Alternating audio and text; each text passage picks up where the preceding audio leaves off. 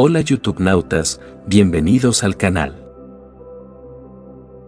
En este video vamos a hablar sobre algunos hechos interesantes que pasaron en el campo de concentración más mortífero que haya podido existir. El campo de concentración nazi conocido como Auschwitz. Pero no me extiendo más, mi nombre es Alejandro Amaya, y así comenzamos.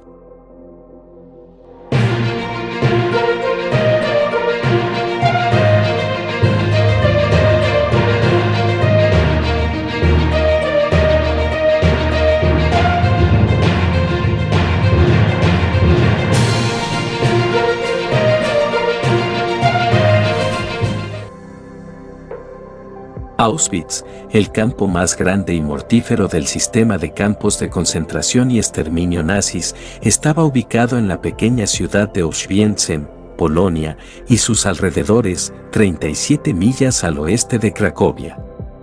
El complejo constaba de 3 campos grandes y 45 subcampos más pequeños. El campo principal, también conocido como Auschwitz I, se estableció en abril de 1940 y se utilizó principalmente para albergar a prisioneros que realizaban trabajos forzados. Auschwitz-Birkenau, también conocido como Auschwitz II, estaba ubicado a menos de 2 millas de distancia. Se estableció en octubre de 1941 y se utilizó como campo de concentración y de exterminio. Buna Monowitz, también conocida como Auschwitz III y Buna, se estableció en octubre de 1942. Su propósito era alojar a los trabajadores de las instalaciones industriales vecinas. En total, se estima que de los 1.100 millones de los 1.300 millones de personas deportadas a Auschwitz fueron asesinadas. El ejército soviético liberó el complejo de Auschwitz el 27 de enero de 1945. Auschwitz I, campo principal. Los alrededores iniciales donde se creó el campamento habían sido anteriormente un cuartel del ejército polaco. Los primeros prisioneros eran principalmente alemanes, trasladados desde el campo de Sachsenhausen, cerca de Berlín, y prisioneros políticos polacos trasladados desde Dachau y Tarnow. Auschwitz I tenía una única cámara de gas y crematorio, sin embargo, no fue muy utilizado. Después de que Auschwitz-Birkenau entró en funcionamiento, la instalación se convirtió en un refugio antibombas para los oficiales nazis que estaban ubicados en las oficinas de los alrededores. En su apogeo, Auschwitz I contenía más de 18.000 prisioneros, en su mayoría hombres. Los prisioneros en todos los campos de Auschwitz fueron obligados a usar atuendos a rayas y afeitarse la cabeza. Este último fue presumiblemente para el saneamiento, pero también sirvió para deshumanizar a las víctimas. A medida que se acercaba el frente oriental, los uniformes a rayas a menudo se dejaban en el camino y se sustituían otros atuendos. Todos los campos de Auschwitz implementaron un sistema de tatuajes para los prisioneros que permanecieron en el sistema de campos. Esto difería de otros campamentos que a menudo solo requerían el número en el uniforme. El bloque 10 era conocido como el Krankenbau o cuartel del hospital. Había oscurecido las ventanas en el primer piso para ocultar evidencia de experimentos médicos que médicos como Josef Mengele y Karl Klauberg estaban realizando en prisioneros dentro del edificio. El bloque 11 era la prisión del campo. El sótano contenía la primera cámara de gas experimental que se probó en prisioneros de guerra soviéticos. Entre los bloques 10 y 11, un patio cerrado contenía un muro de ejecución, el Muro Negro, donde se fusilaba a los prisioneros. La infame puerta, Arbeit macht frei, el trabajo os hará libres, se encuentra en la entrada de Auschwitz I. El comandante del campo Rudolf Oes fue ahorcado en las afueras de Auschwitz I el 16 de abril de 1947. Auschwitz II, Auschwitz-Birkenau.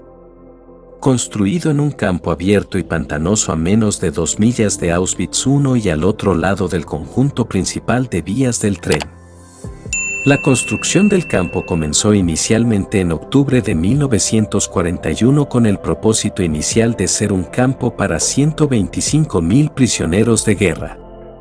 Birkenau tuvo aproximadamente 1.100 millones de personas que pasaron por sus puertas durante sus casi 3 años de existencia. Cuando las personas llegaban a Auschwitz-Birkenau, se las obligaba a someterse a un proceso de selección o clasificación en el que se permitía vivir a las personas adultas sanas que eran deseadas para trabajar, mientras que los ancianos, niños y enfermos restantes eran llevados directamente a las cámaras de gas.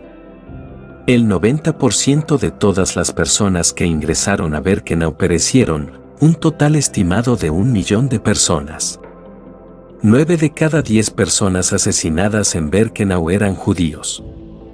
Más de 50.000 prisioneros polacos murieron en Birkenau y cerca de 20.000 gitanos.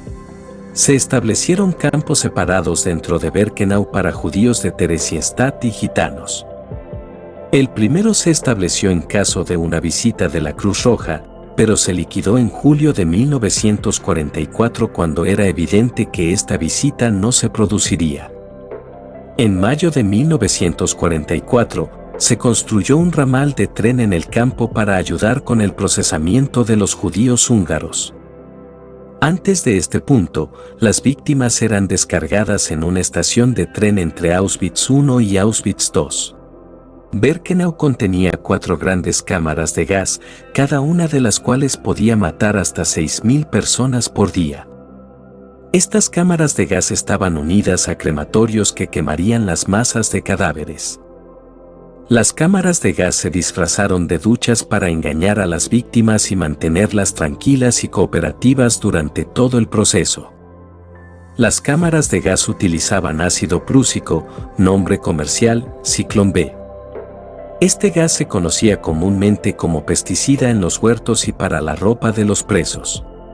Una parte del campo, F-Lager, era una instalación médica que se usaba para experimentos, así como para el tratamiento médico limitado de los prisioneros del campo. Estaba atendido por médicos y personal de prisioneros judíos, así como por personal médico nazi. Este último se centró principalmente en la experimentación. Los presos en el campo a menudo nombraban secciones del campo ellos mismos. Por ejemplo, la parte de almacenamiento del campamento se conocía como Canadá. Un área programada para la expansión del campamento que era pantanosa y plagada de mosquitos se llamó México. Se produjo un levantamiento en Birkenau en octubre de 1944. 2 de los crematorios fueron destruidos durante el levantamiento. Fue organizado en gran parte por miembros del Sonderkommando en los crematorios 2 y 4. El Sonderkommando eran grupos de prisioneros, principalmente judíos, que se vieron obligados a trabajar en las cámaras de gas y los crematorios. Recibieron mejor comida y trato a cambio, pero la espantosa y desgarradora misión del trabajo hizo que tuvieran una tasa de rotación de 4 meses, en promedio, antes de correr la misma suerte que las víctimas que procesaron. Auschwitz III, Buna Monowitz. Ubicado a varios kilómetros del complejo principal, Auschwitz III limitaba con la ciudad de Monowice, sede de la fábrica de caucho sintético Buna. El propósito inicial del establecimiento del campamento en octubre de 1942 fue albergar a los trabajadores que fueron arrendados a las fábricas de caucho. Gran parte de su construcción inicial fue financiada por IG Farben, una empresa que se benefició de este trabajo forzoso. También contenía un departamento de educación laboral especial para reeducar a los prisioneros no judíos que no seguían la estructura y la política del campo. Monowitz, como Auschwitz y Birkenau, estaba rodeado de alambre de púas electrificado. Elie Wiesel pasó un tiempo en este campo después de ser procesado por Birkenau con su padre. El complejo de Auschwitz fue el más notorio del sistema de campos nazi. Hoy en día, es un museo y centro educativo que recibe a más de 1 millón de visitantes al año. Y bueno, YouTubenautas, estos fueron los hechos acontecidos en este terrible campo de exterminio. Esperemos que la humanidad no vuelva a experimentar una atrocidad como esta. Pero para serles sinceros, el ser humano es el único ser viviente que tropieza 2 veces con la misma piedra, sobre todo aquellos seres humanos que se dedican a la política o a dirigir un país. Es lamentable que muchos de estos políticos hoy en día recurran a la guerra en nombre de la paz o únicamente por el afán de conquistar otros países, solo por el amor al poder, sin darse cuenta que cuando el poder del amor supere el amor al poder, el mundo conocerá la paz.